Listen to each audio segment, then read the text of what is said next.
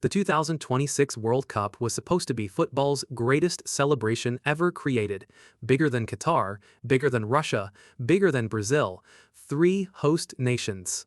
Massive stadiums, millions of supporters traveling across the world. FIFA believed this tournament would redefine football forever.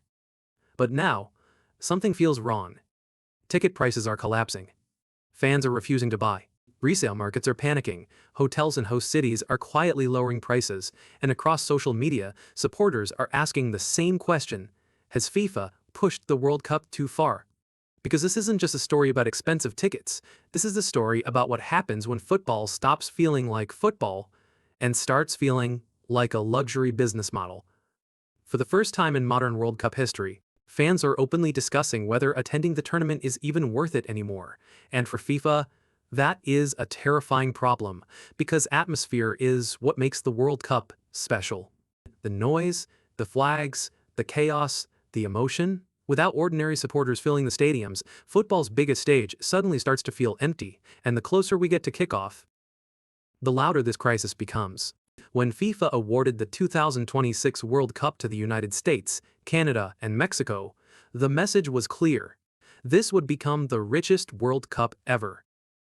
American stadiums, American sponsorships, American entertainment money. FIFA saw opportunity everywhere. The United States wasn't just another host country, it was the largest sports business market on Earth.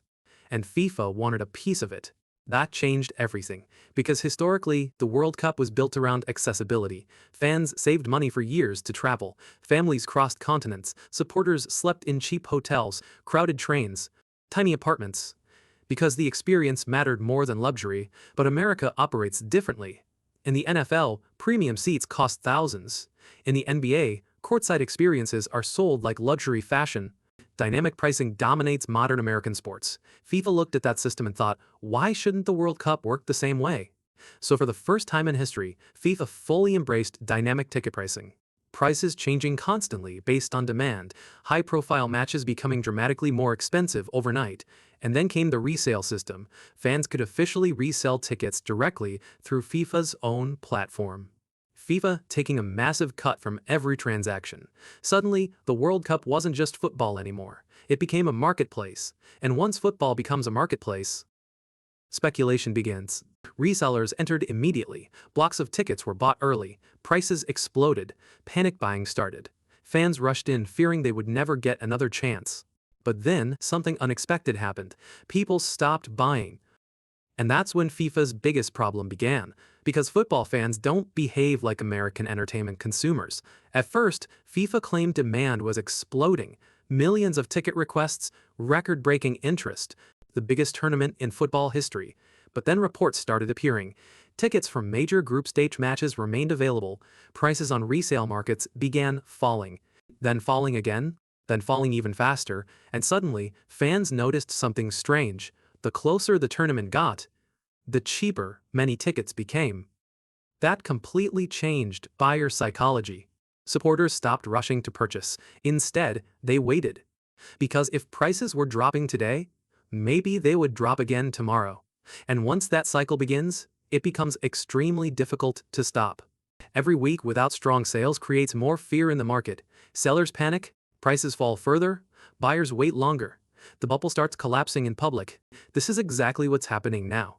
Even after major price drops, many group stage tickets still cost hundreds of dollars before flights, hotels, food, and transportation. And that's the real issue.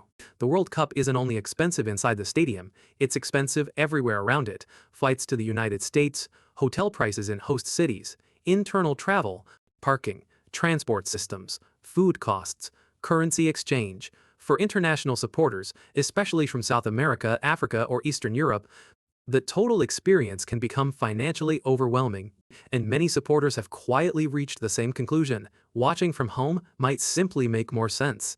That sentence would have been unthinkable 20 years ago, but now, it's becoming normal. What FIFA may have underestimated is that football culture is fundamentally different from American sports culture. The NFL is local, the NBA is local. Fans travel occasionally, but the World Cup is global migration.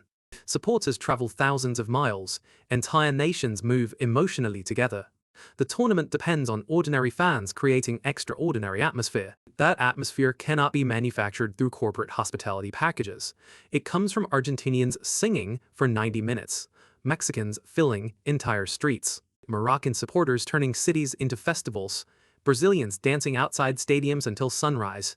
Those people are the World Cup, but many of those supporters now feel priced out. And that creates a dangerous emotional shift, because once fans believe FIFA cares more about revenue than football culture, trust disappears. This is why criticism feels more intense than previous tournaments. Qatar had controversy, Russia had controversy, Brazil had controversy, but those tournaments still felt emotionally accessible to ordinary supporters. 2026 increasingly feels different. It feels corporate. It feels commercialized.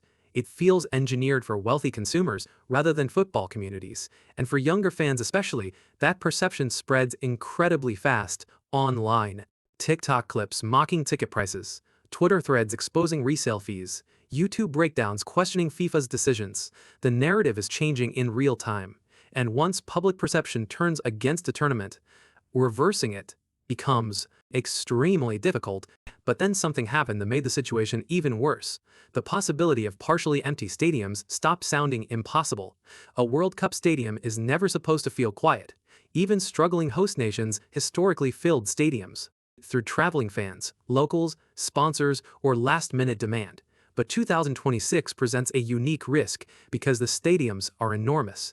NFL venues built for massive American events, some holding more than 70,000 people, and visually, empty seats matter. A stadium that is 85% full on television can suddenly feel lifeless compared to the packed chaos of previous tournaments.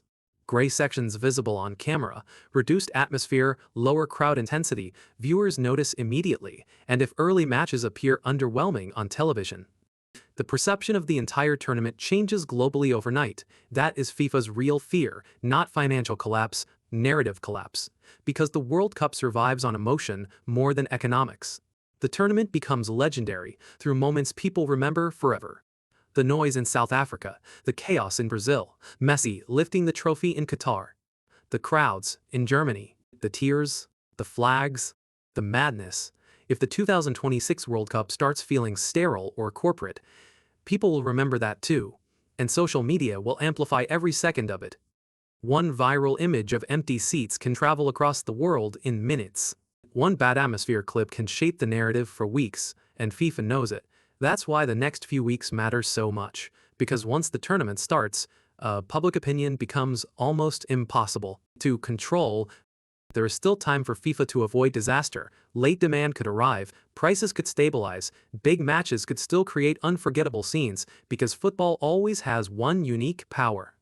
The moment the ball starts rolling, emotion can erase almost everything. But this situation has already revealed something important about the future of the World Cup. Football's governing bodies are trying to turn the sport into a premium global entertainment business. The fans still see it as something emotional, cultural, and human. And the tension between those two visions is growing larger every year. Maybe 2026 will still become a spectacular tournament. Maybe the stadiums will eventually fill, maybe the football itself will save the event, but one thing is already undeniable. The relationship between FIFA and ordinary supporters has changed. And once fans begin questioning whether the World Cup still belongs to them, football enters very dangerous territory. Because the World Cup was never built by executives, it was built by the people in the stands. The people singing, the people traveling, the people sacrificing money just to experience 90 minutes inside a stadium. If those people disappear, something much bigger than ticket prices disappears with them. And FIFA may only realize that once the tournament finally begins. Do you think FIFA has gone too far with World Cup pricing? Would you still travel to the tournament at these prices? Or has the World Cup become too expensive for ordinary supporters? Leave your thoughts below, and if you want football documentaries that go beyond the headlines, subscribe now, because the closer we get to 2026, the more chaotic this story becomes.